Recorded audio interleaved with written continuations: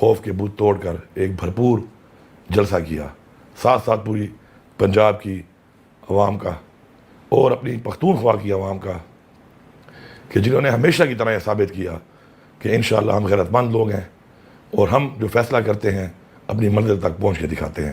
تو میں آپ سب کا شکر گزار ہوں.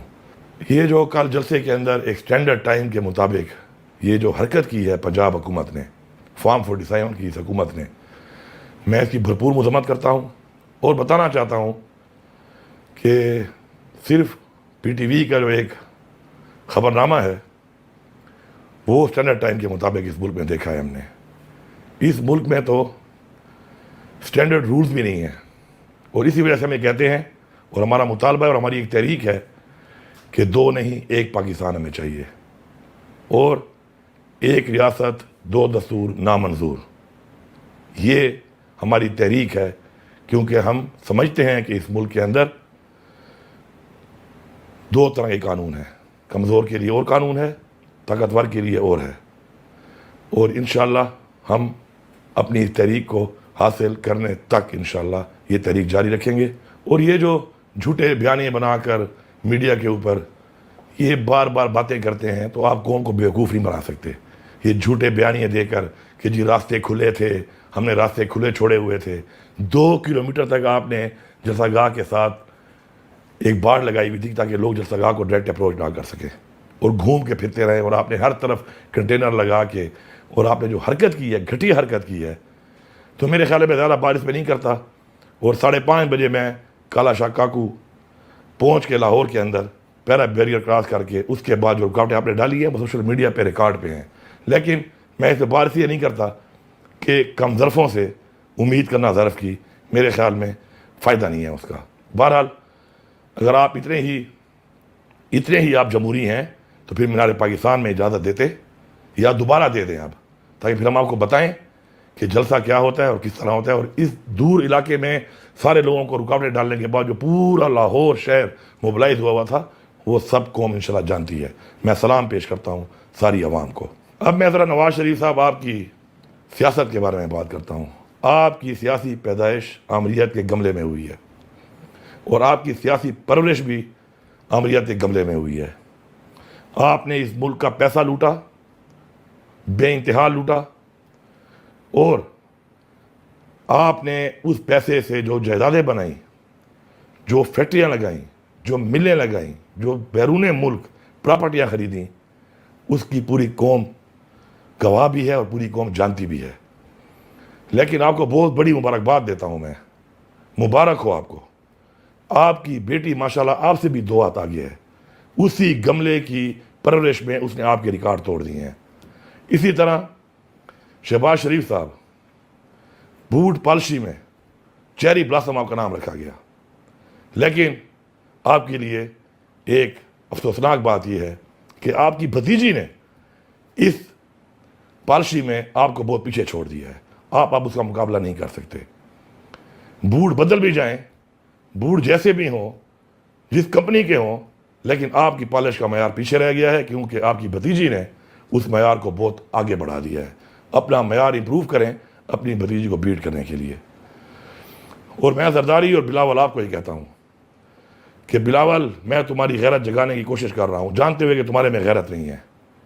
تمہاری شہید ماں اور تمہاری نانی، ان کی غیر اخلاقی تصاویر اسی نواز شریف وغیرہ نے ہیلی کاپٹروں سے پھینکوائیں. اور زرداری، تھوڑی غیرت کر لو. تم کرسی کے لیے اور اقتدار کے لیے اور پیسے کے لیے ہر حد تک جا سکتے ہو، اور تم ہر حد تک جا چکے ہو. اور بلاول تم بھی اس راستے پہ لگ چکے ہو. کرپشن اقتدار کے علاوہ اور کوئی کام نہیں رہا اس پارٹی کا.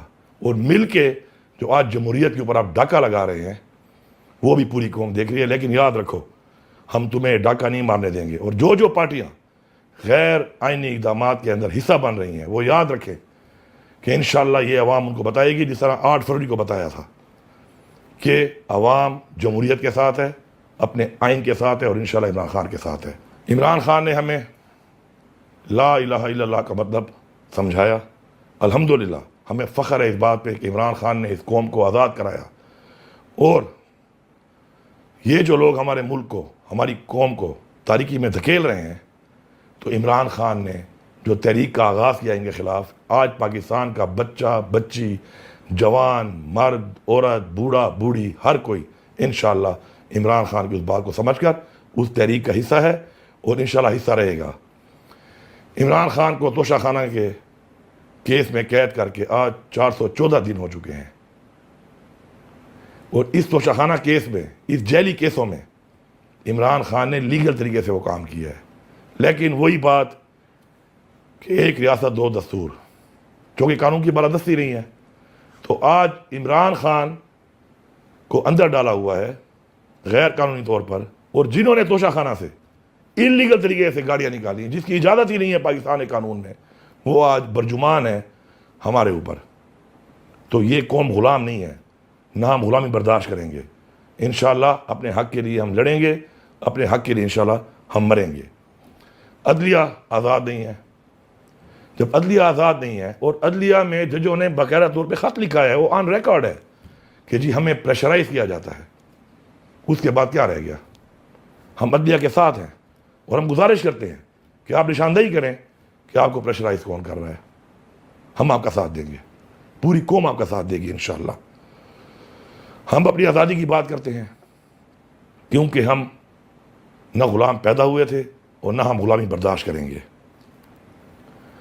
اور بڑا واضح پیغام ہے کہ نہ ہم فارم 47 کی اس حکومت کو مانتے ہیں، نہیں ہم فارم 47 کی کسی غیر آئینی ترمیم کو مانتے ہیں، نہیں ہم فارم 47 کی کسی غیر آئینی ترمیم کے تحت کسی عدالت کو مانتے ہیں۔ یہ بڑا کلیئر ہے۔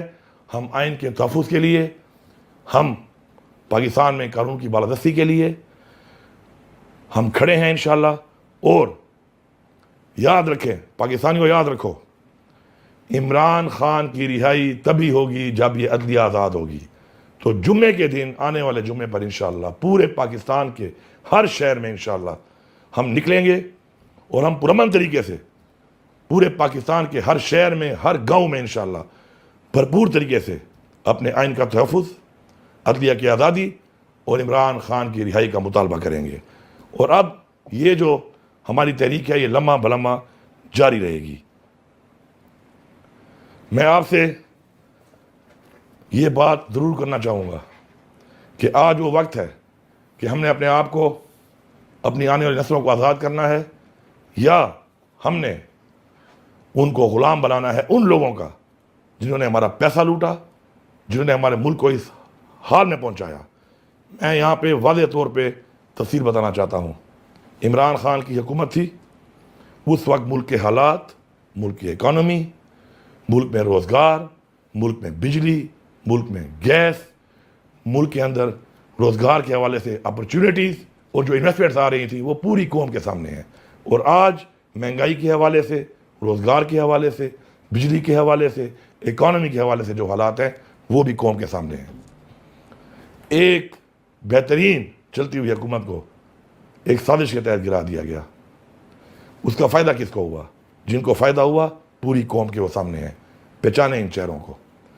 امن و امان کے حوالے سے ایک بہترین ملک میں امن قائم ہو چکا تھا۔